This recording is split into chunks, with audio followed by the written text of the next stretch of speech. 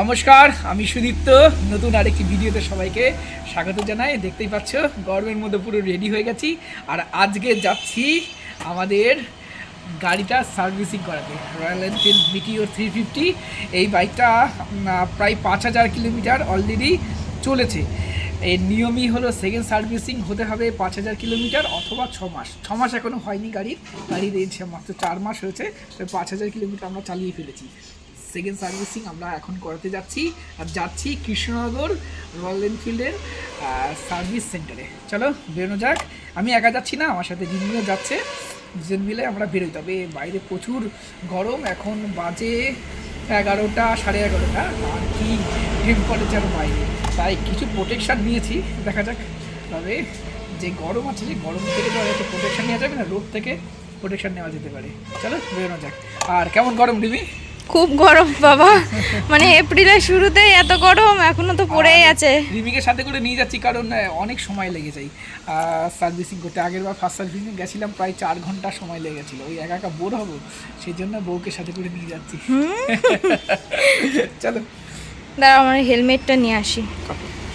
এরকম 5000 kilometre already চলেছে, এবং মিটারেও একটা সেটিংসের সিম্বল আছে, তার মানে সার্ভিসিং করাতে হবে গাড়িটার। চলো তাহলে বেরোনো যাক।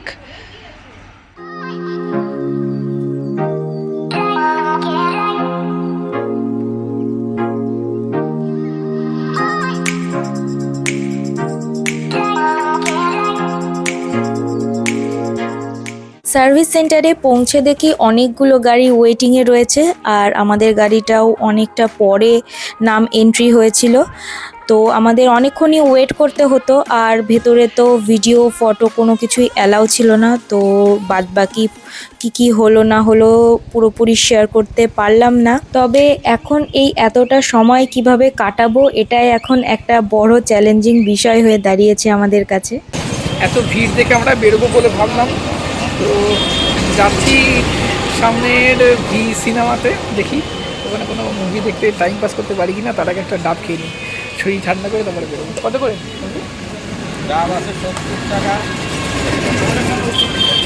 60। 70 টাকা না?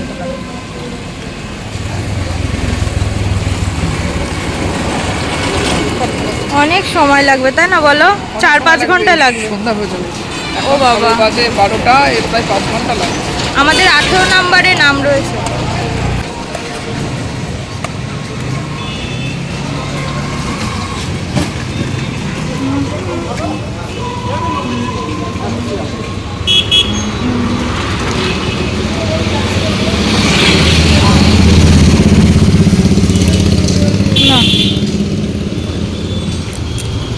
আমরা বাইরে বেরোলে কোল্ড ড্রিঙ্কসের থেকে ডাব খাওয়াই বেশি পছন্দ করি। এটাই অনেক বেশি হেলদি, স্বাস্থ্যের পক্ষে ভালো, শরীরও ঠান্ডা থাকবে, তাই না? আর আমরা দুজনেই ডাব খেতে পছন্দ করি। আর চলো ডাবটা খাওয়া হয়ে গেলে একটা টোটো ধরবো। টোটো ধরে আমরা যাব। কোথায় যাবে? দেখি কোনো সিনেমা চলছে নাকি, ভালো সিনেমায় দেখে শোনাতে এতটা টাইম কি করে কাটাবো? আর গাড়ি রেখে মানে বাড়িটাও তো অনেকটা দূরে, গিয়ে আবার আসা অনেক কষ্টের হয়ে যাবে। অ্যাট ফার্স্ট আমরা ভেবেছিলাম যে কোনো একটা ভালো মুভি দেখব। আমরা ভেবেছিলাম যদি ছাওয়া চলে তো ওটাই দেখব।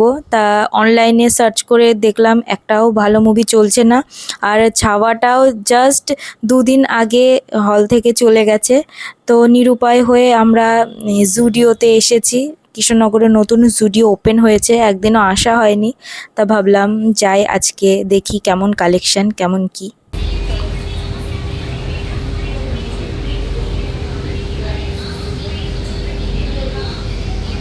ভালো না?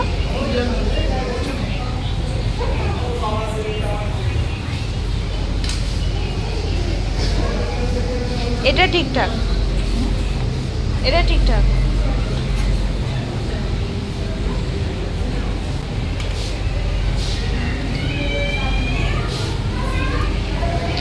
এটা আমার শপিং 3টে।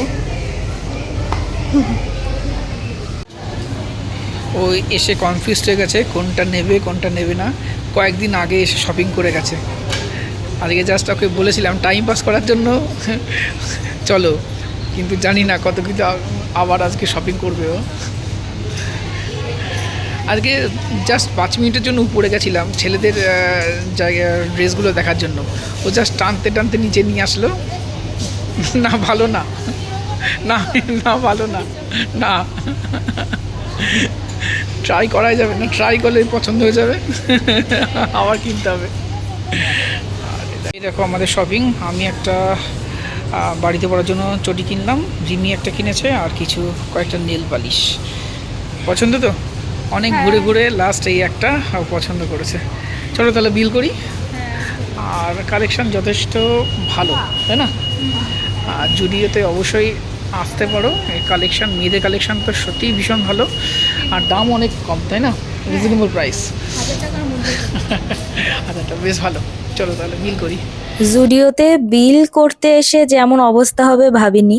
আমাদের শপিং করতে হার্ডলি 20 মিনিট সময় লেগেছে, কিন্তু বিলিং করতে এসে আমাদের 40 থেকে 45 মিনিট সময় লেগে গেছে। তো যাই হোক, এখানে বিলিং কাউন্টারটা খুবই স্লো, এরা খুবই ধীর গতিতে কাজ করে আমি বলবো।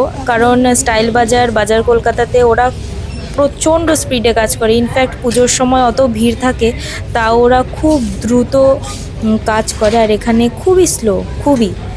যাই হোক, ইন ফিউচার হয়তো ঠিক হয়ে যাবে।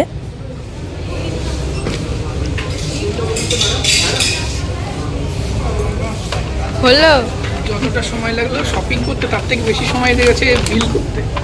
অন্তত 40-45 মিনিট বিল করতে লাগে। হ্যাঁ, তা লেগেছে। দেখো, ছোট হলে পরে এগুলোতে উঠতাম, কিন্তু এখন আর পসিবল না, অনেক বড় হয়ে গেছে এখন। আমরা খেতেই আসলাম। এটা আমাদের কৃষ্ণনগরের ফেমাস একটা হোটেল। এই জায়গাটার নাম কি, এই হোটেলটার? শঙ্কর অনেক ফেমাস না? অনেক ফেমাস। আগে লোকেশনটা অন্য জায়গায় ছিল, পান্তুদির পড়েছিল, এখন একটু এগিয়ে এসছে। কারণ ফ্লাইওভারের হওয়ার পরে লোকেশনটাই বাজে হয়ে গেছিলো। এখন এই ফ্লাইওভারের ঠিক শুরুতে। হ্যাঁ, এখান থেকে দেখা যাচ্ছে না, যাওয়ার সময় দেখাবো।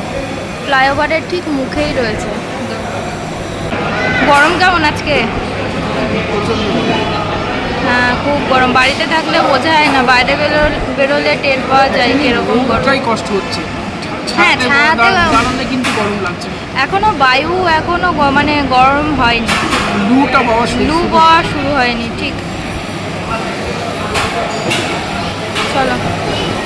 আমরা এসে আগে চা খেয়ে নিয়েছি এই গরমের মধ্যেও। গরমে গরম গরমে গরম কাটবে। যাই হোক, আমাদের বিরিয়ানি চলে এসেছে, দেখে তো বেশ ভালোই লাগছে। দেখা যাক, প্রথম খাচ্ছি। খেয়ে দেখো। আগে খাবার খেয়েছি, বেশ ভালো লেগেছিল।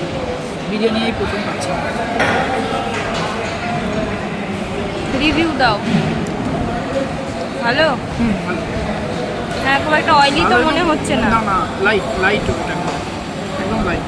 আমরা যাচ্ছি শোরুমে, যেখানে সার্ভিসিং করতে দেওয়া ছিল।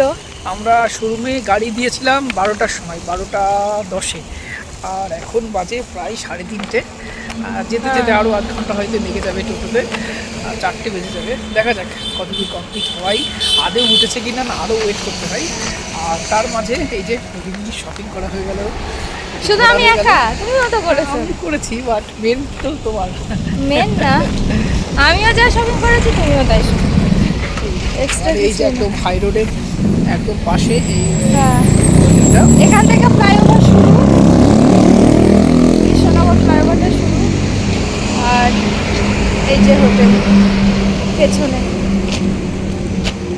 মনে হয় না এখনো সার্ভিসিং হয়েছে, কারণ ওখান থেকে বললো যে হয়ে গেলে পরে কল করবে। হয়নি, তবে আর কি করবো, গরমের মধ্যে এদিক ওদিক, ওখানে গিয়েই বসি। এসি আছে, এসি মতো বসে। হ্যাঁ, আমরা যখন গেছিলাম ওখানে তখন জায়গা ছিল না, কারণ প্রচুর লোক ছিল, ওখানে জায়গা ছিল না। দেখা যাক, টোটো আসছে একটা, যায় নাকি, যাবে না।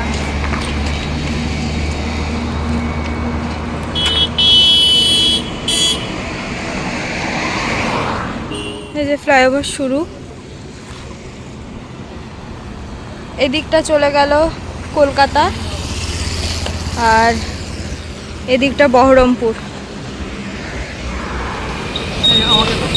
বলো।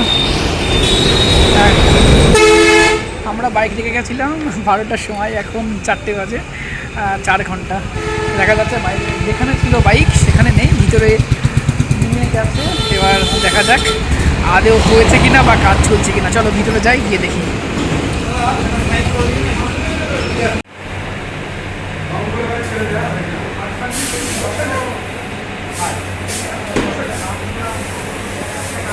এই যে আমার এই যে বাইকটা জাস্ট উপরে উঠেছে, এখন সার্ভিসিং করা শুরু হবে। দেখা যাক কতক্ষণ লাগে করতে।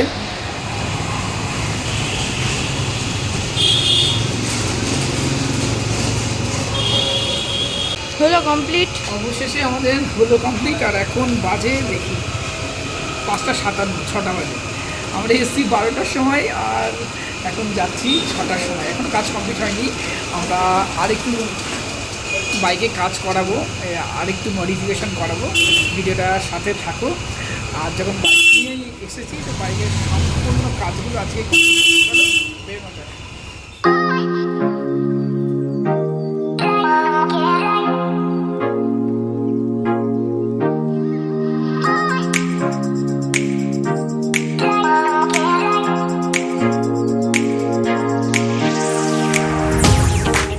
কৃষ্ণনগরের পুরনো বাস স্ট্যান্ডের ঠিক ওপরে বাইক অ্যাক্সেসরিজের এই দোকানটা মোটামুটি বেশ ভালোই, রাইডার্স চয়েস। এখানে আমরা এসেছিলাম আমাদের বাইকের ছোট্ট একটা চেঞ্জ করাবো বলে।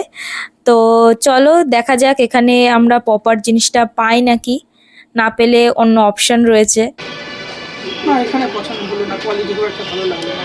কি নিতে এসেছিলে সেটা তো বললে না। সাইড মিরার নিতে এসেছিলাম, জাস্ট কিছুদিনের জন্য লাগাবো বলে জাস্ট চাইছিলাম একটু সামান্য চেঞ্জের জন্য। ভালো লাগে, আউটার লুকটা বেশ ভালো। চলো আরেকটা দোকান আছে ভালো, সেখানে আমরা সাইড মিরার লাগাচ্ছি। আর সাইড মিরারটা কোনো রয়্যাল এনফিল্ডের একদম অরিজিনালটা লাগাচ্ছি না, কারণ অরিজিনালটার দাম অনেক, 5,500 টাকা দাম। সাইড মিরারে 5,500 টাকা দিয়ে লাগানোর কোনো যুক্তি আমি তো মনে করি না। এর কোয়ালিটিও যথেষ্ট ভালো। চলো কাজ কমপ্লিট হয়ে গেলে তারপর দেখাচ্ছি আমাদেরকে। এই আমাদের গাড়ির সাইড মিরার লাগানো কমপ্লিট। আর দেখো লুক সম্পূর্ণ চেঞ্জ হয়ে গেছে। চলো অনেক দেরি হয়ে গেছে, আমরা এবার বেরোই, পরে কালকে সকালে তোমাদেরকে খুব ভালোভাবে দেখাবো এটা। এই দেখো কালকে রাতে তো ভালোভাবে দেখাতে পারিনি, এই সাইড মিরারগুলো লাগিয়ে গাড়ির লুকসই আরও ইনহ্যান্স হয়েছে। দেখো বেশ ভালো। এবং কালকে রাতে আমরা যখন আসলাম দেখলাম এর কোয়ালিটি বেশ ভালো। আগের মিরারগুলোতে যেমন রয়্যাল এনফিল্ড যেগুলো স্টক থাকে সেগুলোতে ভাইব্রেশন হয়, একটু অসুবিধা হয় সত্যি বলছি দেখতে। রয়্যাল এনফিল্ডের এই মিরারে আরেকটু ডেভেলপ করা উচিত ছিল। তবে এই মিরারগুলো হ্যাঁ স্টক মিরার না হলেও এগুলো কিন্তু যথেষ্ট ভালো, কিন্তু ভিজিবিলিটি যথেষ্ট ভালো হচ্ছে, দেখা যাচ্ছে। তা বলবো। তবে সাইড মিরারগুলো ওই রয়্যাল এনফিল্ডের ওই অত 5,000-6,000 টাকা দিয়ে লাগানোর আমার মনে হয় কোনো একদম বুদ্ধিমানের কাজ। এগুলো 700-800 টাকায় যে কপি পাওয়া যায় সেগুলো লাগানোই ভালো, কারণ এটা ইনকেস যদি পড়ে যায় তাহলে এই 5,000 টাকা 6,000 টাকা সাইড মিরারগুলো কিন্তু ভেঙে যাবে, নষ্ট হবে। আর এটা যদি ভাঙে তাও অল্পের উপর দিয়ে যাবে। আর ভিজিবিলিটি যথেষ্ট ভালো। আর চলো আজকের ভিডিও আমরা এখানেই শেষ। আর তুমি বলছিলে যে হ্যান্ডেলটা একটু হালকা লাগছে। হ্যাঁ হ্যাঁ হ্যাঁ, এটা তো ঠিকই। আগের এই মিররগুলো ছোট হওয়ায় এর ওয়েট কম, সে কারণে হ্যান্ডেলিং করতে অনেক সুবিধা হচ্ছে, হ্যান্ডেল অনেক হালকা অনুভব হচ্ছে। তো ভালো, আমি খুশি এটাতে এই সাইড মিরর লাগিয়ে। আর লুকসটা একটু দূর থেকে দেখাও, লুকসও কিন্তু আমার মনে হয় যথেষ্ট ভালো লাগছে আরও, তাই না? হ্যাঁ, আর চলো ওটা থেকে এটা আমার কাছে বেশি ভালো লাগছে। আমারও লাগছে। তো দর্শক বন্ধুরা আজকের ভিডিও আমরা এখানেই শেষ করছি। আমাদের এই ছোট্ট মডিফিকেশনের কাজ কেমন লাগলো কমেন্ট বক্সে লিখে জানিও। আর আমরা খুব তাড়াতাড়ি একটা বড় ট্যুরে যাচ্ছি, এবং ট্যুরে যাওয়ার জন্য গাড়িটাও রেডি করতে হবে, আরও কিছু কাজ করানো আছে। আগামী ভিডিওতে আমরা যখন গাড়ির কাজগুলো করব সমস্ত কিছু তোমাদের সামনে তুলে ধরবো। আজকের ভিডিও কেমন লাগলো কমেন্ট বক্সে লিখে জানিও। ভিডিওটি ভালো লাগলে একটি লাইক করো, নতুন হলে আমাদের চ্যানেলটিকে সাবস্ক্রাইব করে সুদীপ্ত রিনি চ্যানেলের সাথে থেকো। নমস্কার, সবাই ভালো থাকবেন।